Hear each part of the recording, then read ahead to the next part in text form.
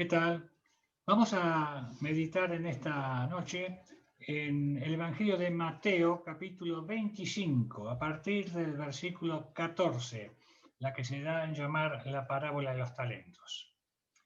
Porque el reino de los cielos es como un hombre que yéndose lejos llamó a sus siervos y les entregó sus bienes.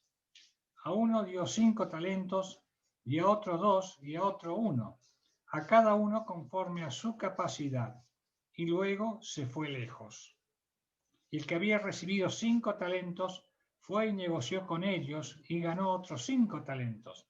Asimismo, el que había recibido 2 ganó también otros 2 talentos. Pero el que había recibido 1 fue y cavó en la tierra y escondió el dinero de su señor. Después de mucho tiempo vino el señor de aquellos siervos y arregló cuenta con ellos. Y llegando el que había recibido 5 talentos, trajo otros 5 talentos, diciendo: Señor, 5 talentos me entregaste, aquí tienes, he ganado otros 5 talentos sobre ellos. Y su señor le dijo: Bien, buen siervo y fiel, sobre poco has sido fiel, sobre mucho te pondré, entra en el gozo de tu señor. Llegando también el que había recibido 2 talentos, dijo: Señor, 2 talentos me entregaste, aquí tienes, he ganado otros 2 talentos sobre ellos. Su señor le dijo: Bien, buen siervo y fiel, sobre poco has sido fiel, sobre mucho te pondré. Entra en el gozo de tu señor. Pero llegando también el que había recibido 1 talento, dijo: Señor, te conozco que eres hombre duro, que ciegas donde no sembré, donde no sembraste, y recoges donde no esparciste. Por lo cual tuve miedo y fui y escondí tu talento en la tierra. Aquí tienes lo que es tuyo. Respondiéndole su señor, dijo: Siervo malo y negligente, ¿sabías que ciego donde no sembré y que recojo donde no esparcí? Por tanto, debías haber dado mi dinero a los banqueros y al venir yo hubiera recibido lo que es mío con los intereses. Quitarle pues el talento y darlo al que tiene 10 talentos. Porque al que tiene le será dado y tendrá más, y al que no tiene aún lo que tiene le será quitado. Y al siervo inútil echarle en las tinieblas de afuera, allí será el lloro y el crujir de dientes. Bueno, si bien esta parábola se refiere cuando Jesucristo regrese en gloria, porque capítulo 25 de Mateo, igual que capítulo 24, es una enseñanza que se da el Señor Jesucristo 2 días antes de la Pascua, de ser crucificado, allí frente a Jerusalén en el Monte de los Olivos, y está enseñando acerca de las circunstancias que van a ser en el momento del tiempo de la tribulación. Pero no obstante, podemos extraer algunas verdades prácticas para nuestra vida mientras lo aguardamos a nuestro Señor. Los talentos que aquí se refieren no son a las habilidades naturales, sino, como lo expresa ya la parábola, es dinero. Es una suma de dinero muy grande que se evaluaba en pesos, se pesaba. La parábola de los talentos tiene la ilustración de la oportunidad perdida o desaprovechada. El hombre que se fue de viaje lejos indudablemente representa a la persona del Señor Jesús. Y los siervos representan los creyentes con diferentes grados de responsabilidad. La fidelidad representa la cualidad esencial que el siervo tenía que cumplir. El cumplimiento o la obligación contraída requiere por lo menos 2 partes. Primero, una la que presta el servicio, o sea, el siervo, y la segunda es la del amo, o sea, el que paga, el señor que paga. Por eso en este contexto vamos a analizar un poquito respecto a cómo es nuestra relación y nuestra obligación con respecto a las cosas espirituales con Dios. En primer lugar, la relación con Dios es personal. Fijémonos que ninguno de los siervos que recibió los talentos se quejó al Señor diciéndole, Señor, tú le diste 5 talentos y a mí me diste 2. O al otro dije, a mí me diste 1 cuando al otro diste 2 y 5. No, ellos no se quejaron. ¿Por qué? Porque ellos conocían muy bien a su Señor y también sabían de su limitación y de su capacidad. Así que no hubo alteración en ese aspecto. Por eso el versículo 15 dice que a uno dio 5 talentos, a otro 2 y a otro 1. Quiere decir que el Señor trató con ellos en forma individual, personal. Y eso es lo que el Señor hace con cada uno de nosotros. Él trata con cada uno de nosotros en forma individual y personal. En Efesios, en 1 Corintios, como en Romanos, vamos a ver nosotros también los dones que el Señor ha dado a cada uno. Y evidentemente cada uno ha recibido un don, ha recibido un talento espiritual que tiene que ponerlo en práctica delante de Dios. Ahora, la responsabilidad y la fidelidad es lo que Dios requiere de cada uno de los suyos. Ahora, todo hijo de Dios entonces tiene una responsabilidad. No quiero decir compromiso, porque a veces se usa mucho la palabra compromiso, que no está mal, no va en el sentido, pero hay que aclararla, porque la palabra compromiso, estuve buscando en el diccionario, yo en mi juventud, en mis primeros años de creyente, no se usaba mucho la palabra compromiso, sino siervo, servicio, porque la palabra compromiso significa obligación, aprieto, dificultad, deber, ¿no? Bueno, el creyente cuando sirve al Señor no lo hace por aprieto, no lo debe hacer por obligación, lo debe hacer por el hecho de que debe ser un placer, un gozo, debe ser un acto natural, ¿eh? Que tiene que ser espontáneo, sin un hecho de obligación. Ahora, como dijimos, estos hombres conocían muy bien a su Señor y nosotros, nuestra responsabilidad es conocerle a nuestro Señor. Él nos conoce muy bien, no hace falta que le digamos cómo somos o que Él nos estudie mucho a nosotros. Dice la Biblia que aún nuestros cabellos están contados delante de su presencia, así que nos conoce mucho mejor que nosotros a nosotros mismos. Pero nosotros sí necesitamos conocer al Señor y esta es una tarea permanente, constante de toda la vida. El Señor dice en su palabra, en esto gloríese el que quiera gloriarse, en conocerme y en entenderme. Y esto es una actividad, una acción permanente y constante. La lectura de la palabra de Dios, el conocimiento de la palabra de Dios, la oración, la meditación de la palabra constante y permanente es lo que nos permite conocer más y mejor al Señor. Así que, bien, cada vez que el Señor llama a seguirnos, a seguirlo a Él, lo hizo en forma personal o individual, de acuerdo a la capacidad y a la ocupación de cada uno. Recordemos que Mateo fue llamado estando cobrando los impuestos, era cobrador de impuestos. Así Zaqueo y también los discípulos como Pedro, Jacobo y Juan fueron llamados al ministerio, al servicio, a seguirlo, a ser su discípulo, como trabajando cuando eran pescadores. En segundo lugar, esta parábola nos enseña, en el versículo 19 nos habla, que después de mucho tiempo vino el Señor de aquellos siervos.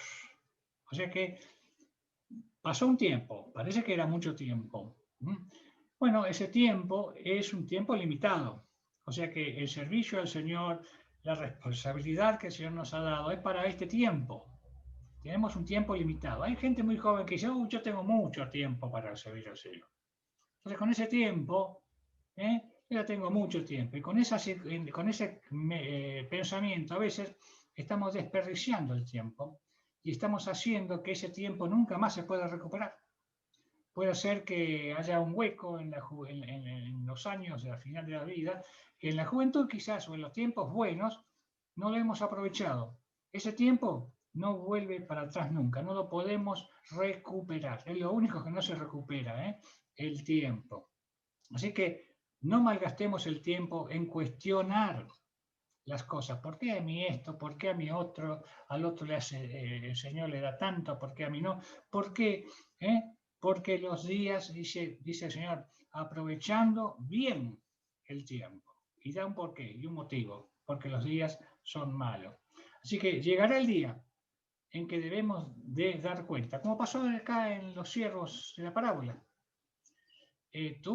Pasó mucho tiempo, pero cuando llegó, el tiempo llega, en algún momento llega, y tuvieron que dar cuenta de lo que el Señor les había encomendado, los bienes que el Señor les había dado para administrar. Así que mientras el amo esté ausente, entonces nuestra responsabilidad es cumplir con aquello que se nos ha encomendado. A veces no es por falta de fe, a veces no es por falta de espiritualidad. El apóstol Pablo, escribiendo a los Colosenses, al final de la epístola, envía la carta, se ve que a un tal Epafras, que fue el fundador de esa iglesia allí en Colosas, y le dice, di a Arquipo que cumpla su ministerio. Arquipo, ¿quién es Arquipo? Yo fui a Arquipo a buscarlo, está en Filemón. En Filemón, verso 2, está Arquipo. Y en la casa de Arquipo estaba la iglesia de Colosas. Así que ellos se reunían en casas. Una de las casas en la que se reunía era de Arquipo. Así que era un hombre espiritual, un hombre sumamente deseoso, amoroso, amaba al Señor. Pero alguna actitud había en Arquipo que el Señor Pablo tuvo que decir, di que cumple su ministerio. Lo mismo ocurrió con Timoteo. Cuando Timoteo Pablo le escribe a Timoteo en su segunda epístola para partir Pablo de este mundo y va a ser condenado, le dice, Timoteo, cumple tu ministerio, haz obra de evangelista. Se supone que Timoteo era un hombre también un poco tímido, según dicen, ¿no? Por su carácter, tenía que recomendarle a Pablo varias veces que no se quedara con su servicio en su ministerio. Así que nuestro ministerio tiene que ser, o que no es nuestro ministerio, eso es importante saber, es el ministerio del Señor. Así como los talentos que recibió el siervo no eran de ellos, eran del Señor. Y aquí traigo tu talento. Tu talento lo escondí, tu talento te lo traigo. O sea, ellos reconocían que no era de ellos. Así es el servicio. Decimos nuestro servicio porque no está mal, porque es una manera de considerarlo como que es propio, como una cosa que la asumimos como nuestra, pero es del Señor. Igual que la fe. La fe no es nuestra. La fe es un don de Dios. Nosotros lo que tenemos que hacer con ese don, con ese regalo, es ponerla en práctica. ¿Y la fe cómo se ejercita? Con el oír la palabra de Dios. Así que la fe, si la dejamos de ejercitar, si dejamos de oír la palabra de Dios, de estudiar la palabra de Dios, se debilita.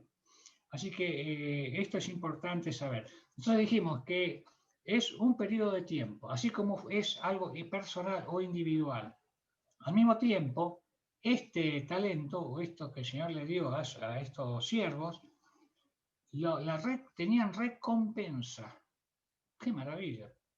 Todavía Dios que nos salvó, Dios nos introdujo en la gloria eterna, somos parte de su gloria, somos parte del cuerpo de Cristo. No obstante, tenemos un premio. No sabemos el premio cuál es la adicional, pero sí estos siervos recibieron la aprobación.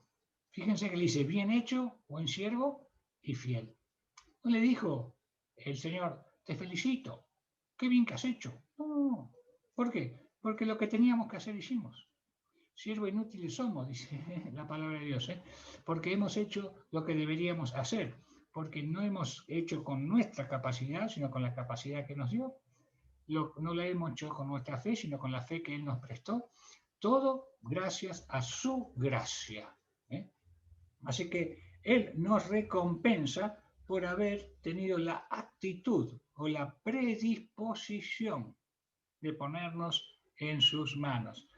Así que en Apocalipsis, cuando termina el libro de Apocalipsis, en el capítulo 22, verso 12, ya cuando el Señor viene, dice allí en Apocalipsis 22, 12, he aquí, vengo presto, y mi galardón conmigo, para recompensar a cada uno según haya lo que haya hecho. Así que tenemos esta responsabilidad. No digo que hemos firmado un compromiso, pero en cierta medida sí.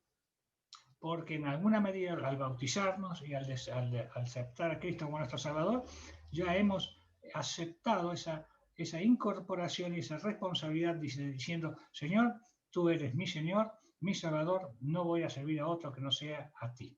Así que aquí estoy. Eso es cuando nos bautizamos, hemos dicho eso. Así que tengamos en cuenta esto. Así que el elogio que el Señor hizo fue a la fidelidad. Y la fidelidad estaba recompensada con la aprobación de entrar al reino de los cielos. ¿Qué mejor recompensa que entrar en la presencia de Dios y junto a Él? Así que la parábola sugiere que todos aquellos que son fieles tendrán que dar fruto de alguna medida de aquello que Dios nos ha dado. Mientras el siervo infructífero, ¿cuál fue su destino? Bueno, este siervo no es que es un creyente que no hilemos tan fino, no es un creyente, porque incluso criticó a su señor, Señor, tú eres duro, tú eres esto, o sea, el caradura todavía estaba echando la culpa a su señor, por eso él no hizo lo que tenía que hacer. ¿Y ese quién es? Es una persona que falsamente quiso engañar diciendo que era un hijo de Dios cuando realmente no tenía ningún interés en las cosas del Señor. No tenía ningún interés en el Señor mismo. Así que, por ese motivo, él se juzgó con sus propias palabras, tanto así que el Señor, el amo, utiliza las propias palabras de este siervo negligente para la condenación. Así que, hermanos queridos, miren ustedes que tenemos que tener mucho cuidado, porque el creyente, ya lo dijimos en alguna oportunidad, tiene tres enemigos. Los tres enemigos. Una es la carne. Una es la carne. La otra es la pereza. Y la otra es el orgullo. Si bien tenemos que servir con diligencia, no tenemos que avasallar tampoco el servicio de otros. Tenemos que fijarnos, acá las relaciones individuales, el Señor y yo y el Señor. Los talentos, cada uno, cuando vino el Señor, fueron. No, el Señor no les vino a ellos, no vino a ellos a pedirle cuenta, no, ellos fueron a darle cuenta. Todos vamos a tener que dar cuenta a Dios algún día. Todo. La palabra de Dios lo dice, ya en Timoteo, en Romanos, como en Corintios, respecto al tribunal de Cristo. Yo no sé si ustedes en sus Biblias allí, en la parábola de los talentos, hay un versículo que nos lleva, mi vida tiene una marquita, que me lleva a una cita que está en 1 Pedro 4:10. Y fíjense que dice, cada uno, según el don que ha recibido, ministrelo a otros. Fíjense, ministro a otros, como buenos administradores de la multiforme gracia de Dios. Así que nuestro servicio, nuestro don no es para nosotros. No es para vanagloriarnos, ni para que nos aplaudan, ni para que nos pongan en un pedestal o que digan, oh, no, es para el beneficio y crecimiento de otros. Los galardones, la recompensa la va a dar el Señor, no acá. No la esperemos acá, porque acá no la va a ver. Si la esperamos acá, si esperamos que alguna mirada o alguna situación de gratitud de los demás para nosotros, bueno, esa no es la aprobación de Dios. La aprobación de Dios va a ser en la presencia de Él. Esa no es la aprobación. Esas aprobaciones pueden ser quizás una prueba para saber cómo está nuestro corazón. No debe haber ni orgullo, ni pereza, ni carnalidad. Para que esa situación delante de Dios pueda ser aprobada, que nuestra vida de servicio pueda ser aprobada. Así que, queridos hermanos, en el servicio aquí, para ministrarlo a los demás, hay tres cosas fundamentales: amor, conocimiento y paciencia. Que el Señor les bendiga.